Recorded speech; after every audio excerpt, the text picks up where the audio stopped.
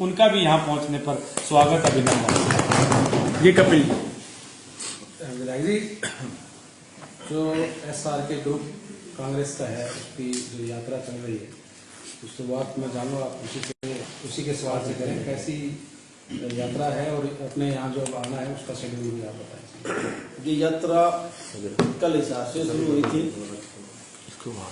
कल 2 हल्के कल निकाले थे, 4 हल्कों में आज यात्रा गई थी।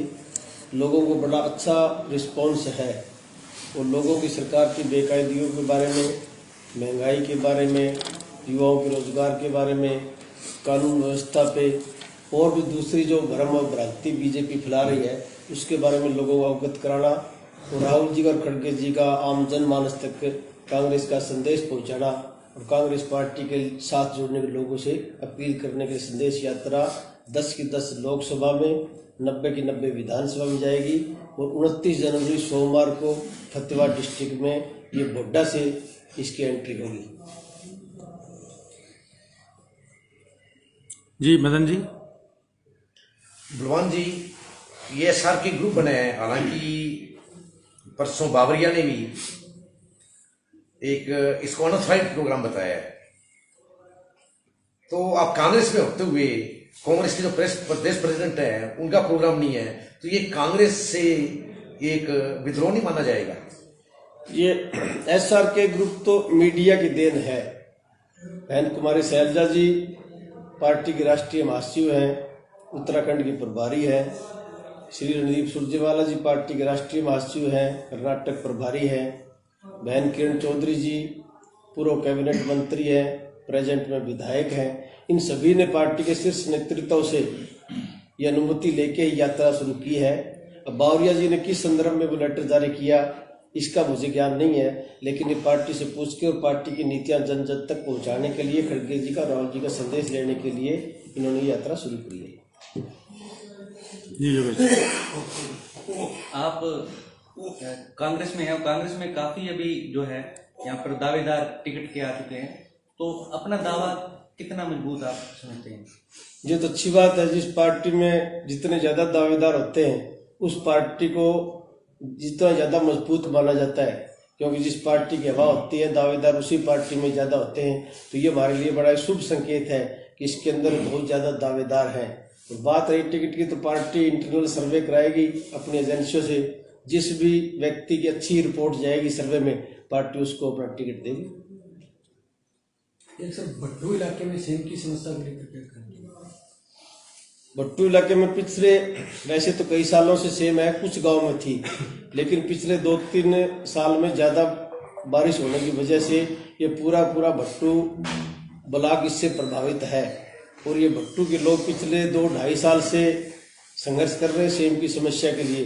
कभी विधायक जी से मिलते हैं, कभी उपायुक्त महोदय को ज्ञापन देते हैं, लेकिन सरकार ने आज तक इनकी तरफ कोई ध्यान नहीं दिया, ना कभी जाके पूछा भी आपका क्या हाल है। तो इन लोगों को मजबूरी में ठिठुरती हुई ठंड के अंदर ये धरना देना पड़ा और भट्टू तहसील के आगे इन्होंने ताला लगाना पड़ा, लेकिन उसके बावजूद भी सरकार अभी तक इनकी सुध नहीं ले रही। तो हमारे प्रतिनिधि से ये निवेदन है कि उनको जाके उनकी सुध लेनी चाहिए और सरकार तक उनकी बात पहुंचानी चाहिए। उनकी मेन मुख्य मांगे 3 है। एक तो रामसरा से लेके ओटू तक जो हमारा खरीफ चैनल रंगोई नाला है उसको RCC का पक्का कराया जाए। एक जो पीली मंदोरी के नजदीक जो बड़ी सिरसा ब्रांच है, 5-6 साल पहले जब इसकी सफाई हुई थी तो ठेकेदार ने JCB नहर के अंदर घुसा के सफाई करी थी, उससे ईंटें टूट गई। ईंटें टूटने नीचे जो प्लास्टिक बिछाया था वो भी फट गया, उसकी वजह से पीली मंदोरी गांव प्रभावित हो गए।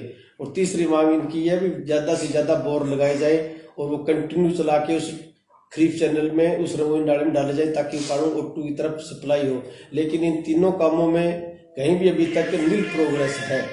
खाबड़ा में दे के 5-10% प्रोग्रेस है, वहां पे कुछ ट्यूबवेल लगे हैं और हमारे प्रतिनिधि उन लोगों को जाके उनके 2 बार हलवा भी खा चुके हैं और पीछे से थपकी मार देते हैं कि काम धीरे धीरे करना है। इस गांव वाले ने मेरे को हराया है।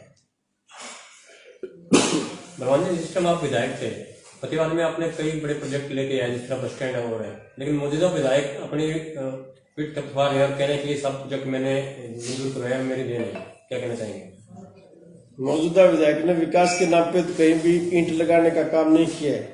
अगर ये पिछले कार्यकाल में जो आए थे प्रोजेक्ट उनको भी रख लेते ठीक ठाक तो भी हमारा विकास हो जाता। जिस तरह से मेडिकल कॉलेज इन्होंने नगर परिषद के चेयरमैन के वोट लेने के लिए लोगों को गुमराह किया, उनकी आंखों में धूल झोंकने के लिए नकली बोर्ड, झूठा बोर्ड लगा लिया, उसके बाद में ये मेडिकल कॉलेज को बचा नहीं पाए। इसी तरह से कचरा प्लांट हमारे भुन्ना में लगना था, बड़ा अच्छा प्लांट था, 1500 बच्चों को रोजगार मिलता वहां पे, लेकिन उसको भी ये बचा नहीं पाए, वो भी हांसी में शिफ्ट हो चुका है। और विधायक जी की और भी गैर जिम्मेवारीपन की वजह से मैं इसके पिछले कार्यकाल की बात करूं तो आज फतेहाबाद जिला जो औद्योगिक दृष्टि से जो शून्य है, जो औद्योगिक हमारा मानचित्र हरियाणा का कहीं भी फतेहाबाद जिले का नाम नहीं है, उसका सबसे बड़ा दोषी कोई है तो आज का हमारा जनप्रतिनिधि है। क्योंकि इसके पिछले कार्यकाल में भुन्ना के अंदर जो शुगर मिल थी हरियाणा की सबसे बड़ी शुगर मिल थी और इनकी उदासीनता की वजह से सरकार ने औने पौने दामों पे वो मिल बेच दी। अगर विधायक सजग और सावधान होता और मुख्यमंत्री जाए कहता कि इस मिल को मैं बिकने नहीं दूंगा, आपकी कोठी का मंड वसूल कर दूंगा, तो सरकार के लिए 40-42 करोड़ रुपए कुछ नहीं होता, ये वैसे ही पड़ी रहती। अगर ये बंद रहती तो भी अच्छा था, हम इसको चला सकते थे आज, लेकिन ये मिल अब बिक चुकी है और हमारे बच्चों का और हमारे आने वाली पीढ़ी का बहुत भारी नुकसान है। हमारे जिले में विकास के मामले भी बहुत भारी नुकसान है। विवानी, जैसा कि आप कांग्रेस से टिकट की दावेदारी जता रहे हैं, अगर कांग्रेस पार्टी आपको टिकट नहीं देती तो उस कंडीशन में आप जो जिस उम्मीदवार को टिकट देगी उसका समर्थन करेंगे या चुनाव लड़ेंगे किसी अन्य पार्टी से? नरेंद्र जी, अगर मगर किंतु परंतु इफ और बट ये तो काल्पनिक सवाल है। सकारात्मक सोच का मैं धनी हूँ, सकारात्मक ही सोचता हूँ। पिछले जो विधानसभा चुनाव थे उसमें कांग्रेस के 8 से 10 उम्मीदवार ऐसे थे जो 500 से कम वोटों से हार गए थे और मौजूदा जो दौर है आने वाले चुनाव के अंदर स्थिति यही दिख रही है क्योंकि गुटबाजी क्रम सीमा पर है। ऐसे में जो शीर्ष नेतृत्व है वो इस पर कैसे लगाम लगा पाएगा? पिछले चुनाव में जो आप कह रहे हो 500 से 1000 के बीच में हमारे प्रतिनिधि, हमारे जो कैंडिडेट है वो हार गए थे और 27 सीटों पे कांग्रेस की लगभग जमानत भी जब्त हुई थी। लेकिन उन 27 सीटों पे 15 कैंडिडेट तो हमारे पास अब बहुत अच्छे उन्होंने ज्वाइन कर ली है। और गुटबाजी तो ये सिर्फ मीडिया की देना है, विरोधी पक्ष के लोग कहते हैं ऐसे गुटबाजी कुछ नहीं है। कैंडिडेट अगर 500 से हारता है तो उसको आप गुटबाजी नहीं कर सकते। पार्टी ने पूरा सर्वे करा के टिकट दिया, 1500 का कोई अंदाजा नहीं लगा सकता कौन जीतेगा कौन हारेगा। लेकिन इस बार पार्टी और भी अच्छी तरीके से सर्वे कराएगी, इंटरनल सर्वे कराएगी, कार्यकर्ताओं से पूछेगी, अपने लेवल पे अपने नेताओं से पूछेगी, ठोक बजा के ही टिकट देंगे। विधायक जी, भट्टू में किसान धरने में बैठे लगातार विधायक का विरोध कर रहे हैं दुर्राम जी का, लेकिन वो आज जश्न मना रहे हैं, इसको देखते हैं आप कैसे देखते हैं? जन्मदिन हो चाहे कोई होली और दिवाली का त्योहार हो, ये खुशी के दिन है, खुशी से मनाना चाहिए। लेकिन ये खुशी से तब मनाया जाता है जब हमारे परिवार में सुख शांति हो, हमारे घर में सुख शांति हो। परिवार, विधायक का परिवार सारा हल्का होता है, उसका परिवार सारा हल्का होता है। आज हल्के में स्थिति टूटती, हाड़कांप ठंड के अंदर हमारे अन्नदाता, हमारे धरती पुत्र धरना दे रहे हैं, सेक्रेटरीट के सामने पटवारी और कानूनी धरनारत हैं। इसी तरह और भी बहुत से लोग धरना दे दे के अपना धरना उठा चुके हैं। किसान अपने फसल के MSP के लिए मारा फिर रहा है, कर्मचारी OPS के लिए मारे फिर रहे हैं। तो इस तरह के माहौल के अंदर हमारे प्रतिनिधि को जस्ता नहीं कि अपना जन्मदिन वो धूमधाम से मनाए। अगर वो धूमधाम से जन्मदिन मनाते हैं तो उन किसानों के जख्मों के ऊपर नमक छिड़क करने का काम करते हैं। इनको अपने अगर इनके अंदर नैतिकता होती थोड़ी बहुत थी तो आज ये अपना बहुत साधारण तरीके से जन्मदिन भी मना सकते थे। लेकिन जो इन्होंने धूमधाम से मना के जो हमारे शहर के सौंदर्यीकरण को खराब करके जो इतने होर्डिंग लगाना चाहता है, शायद हो सकता है बीजेपी को दिखाना चाहते हुए मेरा अभी तक वर्चस्व यहाँ पे है। एक तो फतेहाबाद के अंदर जो है नशा जो है वो फैल चुका है और दूसरा ये है कि जो आपकी अनाज मंडी में दुकान है और अनाज मंडी के अंदर भी भ्रष्टाचार जो है काफी ज्यादा बढ़ रहा है। नशा और सट्टा एक दूसरे के पूरक है। पहले हमारे बच्चे सट्टा लगाते हैं, उसके अंदर वो हार जाते हैं, फिर वो डिप्रेशन में चले जाते हैं, फिर वो नशे की ओर अग्रसर होते हैं। नशे पे अंकुश तभी लगेगा जब पहले सट्टे पे अंकुश लगेगा। अगर सट्टा हम 100% बंद कर देते हैं तो 70% नशा अपने आप बंद हो जाएगा। अगर हमारी इच्छा शक्ति होगी तो पहले सट्टे पे लगाम लगानी पड़ेगी, उसके बाद में नशे पे लगाम लगेगी। और जहां तक मंडी की आप बात कर रहे हो व्यापारियों की, तो पिछले दिनों ही मीडिया के माध्यम से पता लगा कि हमारे प्रतिनिधि का वो एक नजरे मंजूर व्यक्ति है जिसको ये ठेका मिला हुआ है, और वो हमारे पहली बार हुआ ये फतेहाबाद के अंदर व्यापारियों से फिरौती मांगना, मंथली मांगना, उनसे धमकी देना। लेकिन फतेहाबाद के व्यापारियों को मैं तो दावत देना चाहूंगा, उन्होंने हिम्मत करके उसकी FIR दर्ज कराई। लेकिन पुलिस आज पंगु बन चुकी है, किसी भी मामले में पुलिस समझौतावादी है, समझौता कराने की अग्रसर रहती है। और हमारे प्रतिनिधि अगर अपने प्रतिष्ठान पे समझौता कराते हैं तो निसंदेह शक की सुई उनकी तरफ घूमती है, कहीं न कहीं इनका इन्वॉल्व उसके अंदर होगा। नगर परिषद प्रधान खुद के कार्य नहीं कर पा रहे और विकास कार्य उनका ने शहर गांव में गुटबाजी की वजह से रुका हुआ, उस पर आप क्या कहना चाहिए? आम जनमानस में एक भावना है कि हमारा विधायक बिना मतलब की नगर परिषद की कार्यप्रणाली में दखलंदाजी करता है, उस दखलंदाजी की वजह से MC साहिबान के काम रुकते हैं, वो अपनी बात खुल के नहीं कह सकते, अपनी समस्याओं का निदान नहीं करवा सकते। यहाँ पे प्रधान और उप प्रधान का ये झंझट जब से ये उप प्रधान बनाया तभी से ही है। तो विधायक को लंबी सोच रखते हुए पहले इन सब का समझौता कराना चाहिए। पहले तो ये 6 महीने तो कमरा बनाए या ना बनाए उसमें लगा दिए, कभी इनकी कोई झगड़ा कभी कोई, ये सारा की सारी जड़ तो विधायक जी उसके अंदर जान के गुटबाजी करना चाहते हैं। लेकिन इससे हमारे शहर का विकास रुकता है। विधायक जी को लंबी सोच रखते हुए सकारात्मक इन सभी का आपस के अंदर समझौता करवा के विकास कार्य करवाने चाहिए। पिछले काफी समय से ना नगर परिषद के अंदर फाइनेंस कमेटी का मेंबर भी नहीं बना पा रहे, इस पर आपका क्या? बिल वगैरह ठेकेदारों के रुके हुए हैं और काम भी नहीं हो रहे। इसमें भी अगर मैं ये कहूँ भी भ्रष्टाचार अपना फंड ताने खड़ा है तो कोई शायद अतिशयोक्ति नहीं होगी।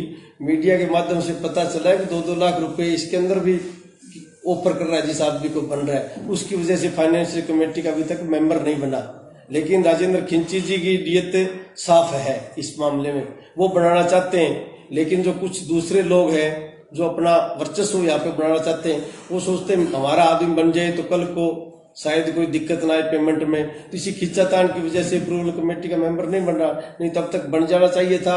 अगर इस हमारे विकास कार्य इनके करवाने की मंशा होती तो वो ये तो बहुत छोटी बात है, बनाना चाहिए था। सर छोटे आईडी और फैमिली आईडी को लेकर लोगों को बड़ी परेशानी हो रही है, कांग्रेस तो भाग नहीं पा रही है, लोगों को बड़ी समस्या आ रही है, इसके बारे में आज सभी समस्याओं सबसे बड़ी जड़ ये प्रॉपर्टी आईडी और फैमिली आईडी है। इसकी वजह से लोगों को बुढ़ापा पेंशन कट की। और भी दूसरी बात है, प्रॉपर्टी आईडी अगर आप वहां पे जाके किसी की जेब गर्म कर दोगे तो आपको हाथों हाथ आईडी मिल जाती है, नहीं तो आप चक्कर काटते रहो, आपके तलवे घस जाएंगे, लेकिन आपको प्रॉपर्टी आईडी नहीं मिलेगी। ये भ्रष्टाचार का जीता जागता प्रमाण है सरकार का। और सरकार को चाहिए कि हमने विपक्ष ने कई बार विधानसभा के पटल पे भी और सड़कों पे भी मांग उठाई है कि प्रॉपर्टी आईडी और ये फैमिली आईडी आप बंद करो। अपने पहचान पत्र के लिए हमारे पास आधार कार्ड है जो राष्ट्रीय स्तर पे मान्यता है उसकी, लेकिन ये जानबूझ के ये प्रॉपर्टी आईडी पीपी के अंदर हमें घुमाना चाहते हैं। और एक ये पोर्टल इन्होंने शुरू कर रखा है, एक ये पोर्टल के अंदर उलझा रखे इन्होंने। कांग्रेस की सरकार आई थी, आईडी बंद की जाएगी, ये पोर्टल बंद किया जाएगा, क्योंकि लोगों की समस्याओं की जड़ ये पोर्टल है और सारे पब्लिक का इन्होंने ऑनलाइन कर रखा है। अगर आगे फतेहाबाद की जनता आपको मौका दोबारा देती है तो कौन से ऐसे प्रोजेक्ट्स हैं जो आपके मन में जो फतेहाबाद के लिए आप लेके आएंगे? बड़ा अच्छा प्रश्न आपका। अगर फतेहाबाद की जनता मेरे को मौका देती है तो सबसे पहले तो नशा और ये सटोरियों का इलाज करना पड़ेगा, क्योंकि अगर इनका इलाज नहीं हो तो हमारी आने वाली पीढ़ी बर्बाद हो जाएगी, हमारा युवा वर्ग नहीं बचेगा। सटोरियों पे नकेल कसनी पड़ेगी, उसके बाद में नशाखोरी पे नकेल कसनी पड़ेगी। उसके बाद हमारे इस बार हमने जो बाढ़ की विभीषिका देखी है, बाढ़ से हमारा जिला कैसे मुक्त हो, बाढ़ से कैसे बचे, इस पे हमें मास्टर प्लान बनाना पड़ेगा। तो मेरे दिमाग में ये योजना है, अगर बाढ़ से बचाना चाहिए, रंगोई जो नाला बनाया है अभी ये 6000 क्यूसेक का है, इसको बढ़ा के 12 या 15,000 क्यूसेक कर दें और ब्रिक वर्क से इसको हम पक्का कर दें। चाहे इसका हमें बेड कच्चा भी छोड़ दे तो शायद रिचार्ज की कोई दिक्कत नहीं है, क्योंकि इधर कोई सेम नहीं है, सिर्फ बाउंड्री इसकी ब्रिक वर्क से कर दे और बेड कच्चा छोड़ दे तो रिचार्ज की दिक्कत नहीं आएगी और हमारा जिला फतेहाबाद से भी बच जाएगा। और उधर जो सेम की समस्या है तो मैं किसानों को भी कह के आया हूँ, विधायक बनते 1 साल के अंदर अंदर रामसरा से लेकर ओटू तक RCC की वो रंगोई नाला बनाएंगे। हम हर गांव में 5 किले या 7 किलो पर एक ट्यूबवेल लगाएंगे और पीली मंदोरी साइड में जो सिरसा ब्रांच जाती है बड़ी नहर, उसके बेड को भी आरसीसी बनाएंगे, क्यों वहाँ पे आरसीसी बनाना जरूरी है, नीचे सेम की समस्या है, तो ये काम करेंगे। उसके बाद में मेडिकल कॉलेज था, जो हमारी एजुकेशन, जो आने वाले बच्चों के पढ़ाई के मामले में आज फतेहाबाद जिला पिछड़ चुका है, तो मेडिकल कॉलेज तो अब हमारे जनप्रतिनिधि की नालायकी कहूँ, उदासीनता कहूँ, या इसकी अनुभवहीनता कहूँ, इसकी अनपढ़ता कहूँ, इसकी वजह से वो चला गया। नहीं तो बड़ी अच्छी चीज थी, यहाँ पे बनते बच्चों को तो अच्छी शिक्षा मिलती, व्यापारियों को रोजगार मिलता, शहर का विकास होता। लेकिन मेरे दिमाग में अभी अगर मेरे को दोबारा विधायक बनने का मौका मिला तो एचएयू का मैं यहाँ पे एग्रीकल्चर कॉलेज लाने का प्रयास करूंगा। उससे हमारे बच्चे यहाँ पे बीएससी एग्रीकल्चर करेंगे, एमएससी एग्रीकल्चर करेंगे। अगर सरकारी नौकरी नहीं मिली तो कम से कम पेस्टिसाइड वाले तो इनको नौकरी दे ही देंगे। आज हम पेस्टिसाइड में देखते हैं तो यूपी साइड के बच्चे ज्यादा हैं, क्योंकि वहाँ पे एग्रीकल्चर कॉलेज ज्यादा है। अगर यहाँ पे एग्रीकल्चर खुलेगा, हमारे बच्चे बीएससी एग्रीकल्चर, एमएससी एग्रीकल्चर करेंगे तो प्राइवेट सेक्टर में भी जाएंगे और सरकारी जॉब मिलने में उनको फायदा होगा। एजुकेशन की तरफ हमें ध्यान देना होगा। आज एजुकेशन के पायदान पे फतेहाबाद जिला पिछड़ चुका है। आमतौर पर नहीं देखने में आ रहा है कि लगातार भ्रष्टाचार के आरोप लग रहे हैं, विधायक जी के गुर्गों पे भी लग रहे हैं, लेकिन विपक्ष है ना यहाँ कहीं ना कहीं फतेहाबाद में चुप रहता है। मीडिया भले ही कुछ ना कुछ इस मामले को लेकर उठाए, लेकिन विपक्ष जो अपनी भूमिका जो है ना वो निभा नहीं पा रहे। इसको कैसे देखते हैं? इसके अंदर स्पष्ट मोगा साहब आरोप नहीं लग रहे। अब गुर्गों की कोई आइडेंटिफाई नहीं हो सकती, ये उसका गुर्गा है या नहीं है। मीडियम हम कह सकते हैं ये उसका है। अगर पक्का कोई सबूत हो ये उसका है या उसके कोई नाम इसके इन्वॉल्व हो फिर तो विपक्ष बोले। अगर बनी बनाई बातों पे थोड़ा विपक्ष बोले तो थोड़ी बात जस्ती नहीं, कल को थोड़ी सी बाउंडेशन होती है। लेकिन आम जन मानस के मन में ये घर कर चुकी है बात है कि विधायक के ये सारे गुर्गे हैं, नहीं तो इनको वरदस्त प्राप्त न हो तो ये तो छोटी मोटी फफूद है। ये हमारे व्यापारियों से हिम्मत नहीं कर सकते, ये फिरौती मांग लें, उनसे वसूली कर लें, उनको धमका दे। फतेहाबाद के व्यापारी इतने कमजोर नहीं है, लेकिन उनको कहीं ना कहीं वरदस्त प्राप्त है। और जिस तरह से विधायक का तो ड्राइवर ने भी आरोप लाया है विधायक के स्टाफ पे पर्ची और खर्ची का। अगर मैं कहूँ विधायक तो अपनी गाड़ी में भ्रष्टाचार लेके घूम रहा है तो शायद कोई अतिशोक्ति नहीं होगी। एक छोटा सा सवाल हो रहा है, चुनाव के टाइम पे ना सट्टा काफी हावी हो जाता है जी, उसको रोकने के लिए कोई इस बार क्या प्लान लगता है जी आपका? क्या प्लान रह सकता है? क्योंकि सट्टे के माहिर जो है ना वो रेट के हिसाब से जनता को भ्रमित करते हैं। सट्टे के माहिर लोग ये चुनाव को घुमाने का भी प्रयास करते हैं, कई बार लोगों को गुमराह करते हैं। कई लोग पूछते हैं इसका सट्टा क्या चल रहा है, उसका सट्टा क्या चल रहा है। वैसे तो ये लार्ज स्केल पे चलता है, लेकिन हम जो उस टाइम चुनाव ऑब्जर्वर आएंगे उनको एप्लीकेशन देंगे ये सट्टाधारी जो है इनको आइडेंटिफाई करो और इनके ऊपर कंट्रोल करो, क्योंकि ये नजदीकी लगते चुनाव को ये प्रभावित करते हैं सट्टाधारी लोग। इससे आमजन की को पता नहीं लगता कौन सी साइड के अंदर क्या जा रहा है। वोट किसी को देना चाहता है लेकिन सट्टा मार्केट अगर उसको गुमराह कर दे तो प्रभावित होता है, इससे वोटर प्रभावित होता है। चुनाव आयोग का काम है भी सट्टेधारियों पर नकेल कसे और हम उसकी मांग करेंगे चुनाव के दौरान। भट्टू में जैसे जो धरना चल रहा है उसमें कांग्रेस के तीनों चारों नेता पूरा जोर लगाए हुए हैं, तो इस सारी चीज के बीच में हल्के में जो कांग्रेस के आपस में मुकाबलेबाजी उसमें कैसे आप जीत हासिल करोगे? कांग्रेस का कोई मुकाबला नहीं है, वो कोई कांग्रेस बीजेपी या लोकदल का धरना नहीं है, वो किसान का धरना है, वो 36 बिरादरी का धरना है। और सबको हम अपील करते हैं सबको ये मिलकर लड़ना पड़ेगा। जब सेम आएगी सेम चलती है तो ये नहीं देखती ये खेत कांग्रेस का है, ये बीजेपी वाले का है, ये लोकदल का है, वो सभी को मार मारेगी। इसको हम मिलजुल के लड़ेंगे तभी लड़ाई से पार हो सकता है। और वहां पे 36 बिरादरी के लोग आते हैं, आम आदमी के भी जाते हैं। अब जेजेपी और बीजेपी वाले तो किस मुंह से धरने में जाएं, लोग उनसे सवाल जवाब करें, लेकिन कम्युनिस्ट भी जाते हैं, आम आदमी भी जाती है, कांग्रेस भी जाती है और भी बहुत से सामाजिक संस्थाओं के लोग वहां पे जाते हैं। ये 36 बिरादरी का धरना है। उम्मीदवारी में आप कैसे हावी हैं उनसे, दूसरे कांग्रेस नेताओं से? उम्मीदवारी तो आप मेहनत करोगे, आपकी सर्वे रिपोर्ट अच्छी जाएगी तो आप अपने आप को हावी समझोगे। सर्वे रिपोर्ट आपकी नेगेटिव जाएगी तो आप अपने आप कमजोर समझोगे। नहीं, उनका कहना है कि आप बाकियों से आप में क्या डिफरेंस क्या है? आप काम ज्यादा कर रहे हो उनसे, आपका जनसंपर्क ज्यादा है उनसे। सभी अपनी अपनी क्षमताओं अनुसार काम तो सभी करते हैं और सभी अपने अपने लेवल पे कॉन्फिडेंट भी रहते हैं मैं ज्यादा काम करता हूँ, लेकिन ये सभी कॉन्फिडेंट रहते हैं मैं ज्यादा काम करता हूँ तो मैं भी अपने आप में कॉन्फिडेंट हूँ, मैं ज्यादा संघर्ष कर रहा हूँ, पार्टी मेरे पे दाव लगाएगी। जी आप मीडिया इंटरेक्शन में बहुत अच्छे हैं। विधानसभा में जब आप बोलते थे तब भी बड़े अच्छे तरह से बात करते थे, लेकिन विपक्ष में रहते हुए खासतौर पर पिछले 5 साल में बलवान सिंह दौलतपुरिया के नाम पे कोई जन आंदोलन नहीं है हल्के में। निश्चित तौर पे आप किसी भी घटना पे त्वरित प्रतिक्रिया अवश्य देते हैं, लेकिन जो जन आंदोलन किसी मुद्दे को लेके, चाहे वो भ्रष्टाचार के मुद्दा पे आप लगातार मुखर रहे हैं, नशे को लेके, सट्टे को लेके आप लगातार मुखर रहे हैं, लेकिन ग्राउंड पे आपका कोई आंदोलन, आपका कोई ऐसी एक्टिविटी पिछले 5 साल में नजर नहीं आई। इसका क्या कारण है?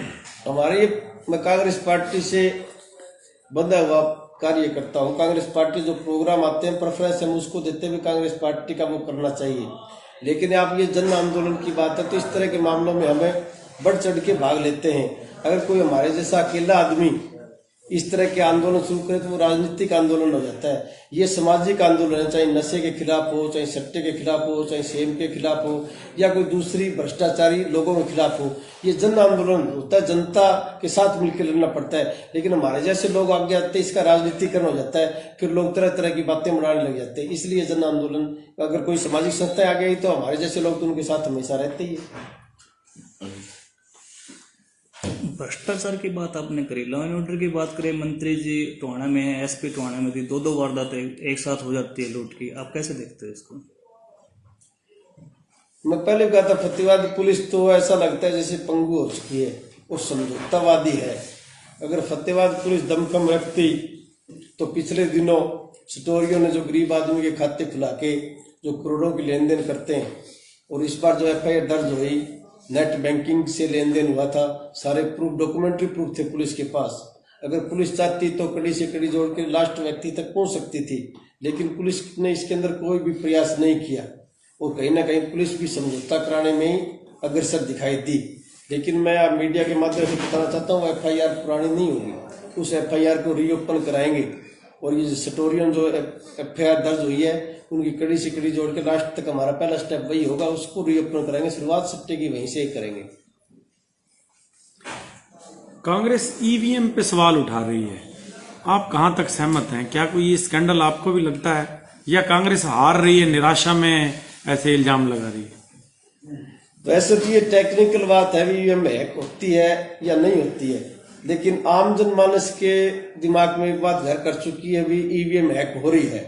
पिछले दिन व्हाट्सएप पे चला था, एक प्रत्याशी था, वो कह रहा था मेरे घर के 7 वोट हैं, वो भी नहीं आए, कम से कम मेरा वोट तो मेरे खाते में आना चाहिए, वो भी नहीं आया। अगर ये बात सच है, वो कह रहा है मेरा वोट मेरे खाते में नहीं आया, तो कहीं ना कहीं फिर EVM पे उंगली उठेगी। तो चुनाव आयोग को ये शंका दूर करनी चाहिए, या तो वीवीपैट की जो पर्ची निकलती है उनको एक तरफ रखे, उनकी भी काउंटिंग करे और वोट की भी काउंटिंग करे, ताकि लोगों में, लोकतंत्र में विश्वास बना रहे, भाई ये सही काउंटिंग हुई है। तो पर्चियों की भी काउंटिंग वीवीपैट की उनको करानी चाहिए, और साथ में वोटर की भी करानी चाहिए, तो उससे पता लग जाता है ये हैक है, फिर कोई इस पे शक नहीं कर सकता। तो चुनाव आयोग को इस पे ध्यान देना चाहिए। आप चुनाव लड़ने के लिए कितने प्रतिबद्ध हैं? डेमोक्रेसी में चुनाव एक बहुत बड़ा पर्व है, और सभी साथियों को ये पर्व धूमधाम से मनाना चाहिए। नहीं, आप लड़ने के लिए कितने कटिबद्ध हैं? सभी साथी धूमधाम से आप क्या मनाएंगे तो मैं भी पीछे रहने वाला नहीं, मैं भी उस पर्व को धूमधाम नहीं, हमें घुमा के जवाब नहीं चाहिए। आप चुनाव लड़ेंगे? मैं कह रहा हूँ लोकतंत्र के अंदर चुनाव एक पर्व है, जैसे दिवाली आती है हम धूमधाम से मनाते हैं। नहीं, वो सब लोग तो नहीं लड़ने वाले ना जी, हम लोग। क्या आप सीधा सा सवाल है, क्या आप इनडायरेक्ट? हमारा सीधा सवाल है, आप इस बार क्या उम्मीदवार होंगे? चुनाव लड़ेंगे हर हाल में? अपने मुंह से बोलिए, इसलिए गर्दन मत हिलाइए, रिकॉर्ड हो रहा है। कांग्रेस के कई नेता जो टिकट के दावेदार हैं वो साफ साफ कह चुके हैं कि इस बार तो इलेक्शन लड़ेंगे। डॉक्टर शिवाज कह चुके हैं कि इस बार इलेक्शन पक्का लड़ूंगा। अभी हमारे कुलबीर जी आए थे, वो कह रहे थे टिकट का कोई सवाल नहीं है। उन्होंने मेरी बात पे तो मोहर लगे, मैं तो सभी चुनाव नहीं लड़ने वाले। मैं कहता हूँ लोकतंत्र के अंदर चुनाव एक पर्व होता है, और सभी साथियों को पर्व धूमधाम से मनाना चाहिए, तभी लोकतंत्र मजबूत होगा। नहीं, आप इस बार लड़ेंगे ना चुनाव? पर्व मनाऊंगा, मैं भी आपकी खुशी में शामिल होऊंगा। ये राम मंदिर इशू पे आप क्या कहना चाहेंगे? कांग्रेस ने अलग स्टैंड ले रखा है इस इशू पे। नहीं, कांग्रेस ने अलग स्टैंड नहीं ले रखा। राम तो घट घट में है, कण कण में है, जर जर में है, सर्वव्यापी है, सर्वशक्तिमान है। लेकिन शायद हम सबका तो राम है, मैं जब यहाँ आया तो सबको राम राम 2 बार बोली थी, और उनके जय श्री राम है, इसमें थोड़ा सा अंतर है। और हमारे जो शंकराचार्य है, जो प्राण प्रतिष्ठा हो रही है, वो किसी राजनीतिक व्यक्ति से नहीं होनी चाहिए। सनातन धर्म में हमारी ये 4 पीठ है, सबसे मुख्य है, वो शंकराचार्य उनके सबके हेड होते हैं, उन्हीं से प्राण प्रतिष्ठा होनी चाहिए। वो आम मानस के दिल में दिमाग बैठे कि वास्तव में हमारे जो धर्माष्ट हैं, जो शंकराचार्य हैं, उनने ये प्राण प्रतिष्ठा करी है।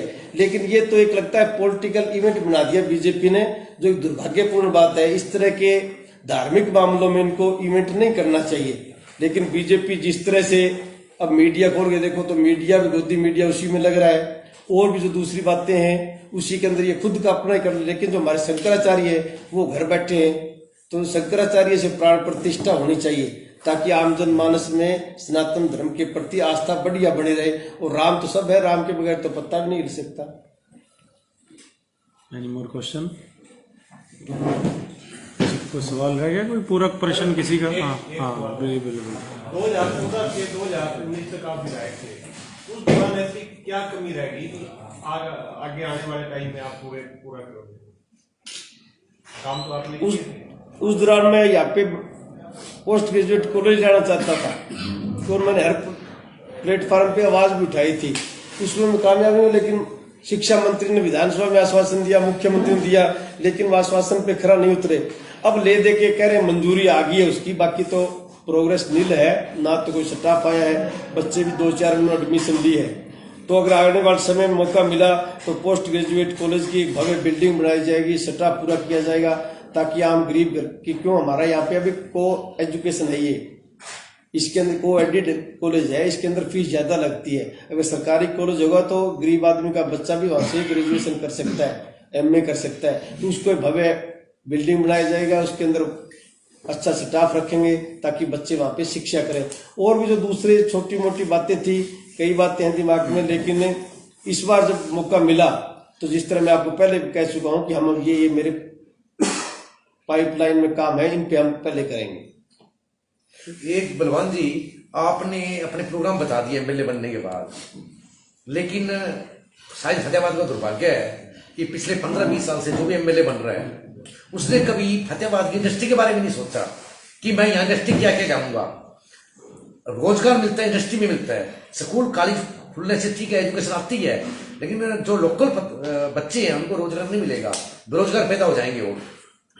लेकिन रोजगार पैदा होगा इंडस्ट्री से। इंडस्ट्री के बारे में कोई भी अपना प्लान नहीं बता रहा, ना मौजूदा MLA ना MLA, कि मैं क्या इंडस्ट्री जाऊंगा, क्या प्लान है मेरा। यहाँ पे गर्ग साहब कच्चा मटेरियल इंडस्ट्री वहीं लगती है जहाँ पे कच्चा मटेरियल हो, और यहाँ पे कृषि से संबंधित उद्योग लग सकते हैं अपने फतेहाबाद डिस्ट्रिक्ट में। जब फैक्ट्री को लेकर आपने CM से बात भी की थी उस टाइम जब CM यहाँ आए थे रेस्ट हाउस में, तो कृषि से संबंधित या तो सरकार लगाए या सरकार किसी प्राइवेट आदमी को ज्यादा बेनिफिशियल दे, भी आप ये लगाओ, हम आपको सब्सिडी दे रहे।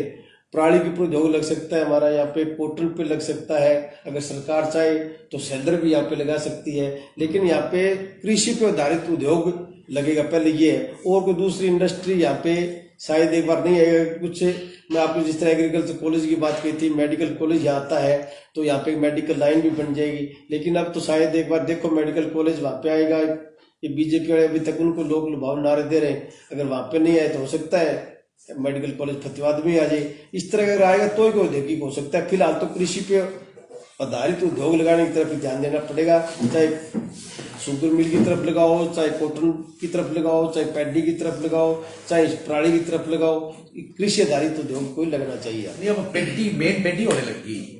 अब जितने भी फास्ट फूड बनते हैं, कुरकुरे लगा लो या चिप्स लगा लो, कोई भी फास्ट फूड, उनका जो बेस होता है 70 से लेकर 90% तक चावल होता है, और चावल अपने एरिया में बहुत होने लग गया। कॉटन तो होनी बंद होगी, तो वो प्राइवेट उसमें आधारित भी तो बहुत लग सकती है। क्रोकरी की फैक्ट्री प्राइवेट आदमी तभी लगाएगा जब गवर्नमेंट उसको विशेष तौर पे सब्सिडी देगी, उनको प्रोत्साहन देगी, तभी प्राइवेट आदमी इन्वेस्ट करने के लिए राजी होगा। अगर सरकार आई तो इसके ऊपर अच्छा सुझाव, आपको इसके ऊपर विचार करना चाहिए। इस तरह की फैक्ट्री लगने से भी रोजगार मिलता है। मौजूदा विधायक के टर्नओवर से आप कितने सेटिस्फाई हैं? मौजूदा विधायक को तो शायद फतेहाबाद की जनता बना के अभी तक पश्चाताप ही कर रही है। मौजूदा विधायक ने कहीं उसको तो अनपढ़ता की वजह से विकास के वी का भी नहीं पता। अगर उससे पूछे कि आप क्या कर सकते हो तो वो भ्रष्टाचार की तो 4 बातें हमें बता सकते हैं। कर्मचारियों की जेब कैसी काटी जाएंगी, दूसरे लोगों से कैसे क्या किया जाएगा, लेकिन भ्रष्टाचार की विकास की वी के बारे में कुछ नहीं बता सकते हो। उन्होंने कहीं भी कोई भी विकास कार्य, कोई मेजर विकास कार्य अभी तक नहीं कराया। सिर्फ कहीं कोई गली बन गई हो या कोई नाला खाड़ा बन गया हो, ये विकास नहीं है। मेजर विकास होता है या तो यहाँ पे कोई वो इंडस्ट्री लाते, या मेडिकल कॉलेज को यहाँ पे रोकते, या कोई और दूसरा काम करते, तो आने वाले 10-20 सालों में लोगों को बड़ी सुविधा मिलती। ये गली नाला खाड़ा तो हर एक सरकार का काम होता है, हर सरकार में ये बनती, ये अलग अलग मद होते हैं, उसके अंदर HRDF है, दूसरे पैसे आते हैं। लेकिन विधायक तो 0/0 है विकास के मामले में। क्या संदेश देना चाहेंगे आप विधायक? आज जन्मदिन भी उनका जी, क्या संदेश देना चाहेंगे? सवाल जन्मदिन वाला तुमने बता दिया था ना। एक थोड़ा हम ये कहते हैं भाई, जब टिकट मिलती है ना तो एक खिड़की होती है, उस खिड़की का मुझे पता है। तो उन्होंने वो कांग्रेस में भी खिड़की देखी हुई है और भाजपा में भी इस बार उन्होंने ढूंढ ली थी 2019 में। तो आप उस खिड़की से वाकिफ है पूरी तरह, या उस पर क्या कहना चाहेंगे? मैं तो मेरी मेहनत पे भरोसा करता हूँ और हमारे शीर्ष नेतृत्व पे भरोसा करता हूँ। अब खिड़की तो जो भ्रष्टाचार फैला सकता है, जो व्यक्ति को पता है भाई ठेकेदार से नगर पालिका वाले से कितने % लेना है, पब्लिक हेल्थ वाले से कितना लेना है, इरिगेशन वाले से कितना लेना है, नगर पालिका वाले से कितना लेना है, किस कर्मचारी से कितना लेना, खिड़की तो वो पता कर सकता है। मैं तो सीधा साधा मध्यम वर्गीय परिवार से किसान का बेटा हूँ। खिड़की का ना तो हमारी पता करने की बात, हम तुम्हारी मेहनत पे विश्वास करते हैं, मेहनत से लेके आएंगे। ये खिड़की को देना पड़ेगा जी, हर लेवा है। चलो धन्यवाद। चलो ऑन द रिपोर्ट खत्म हो गया। अब हम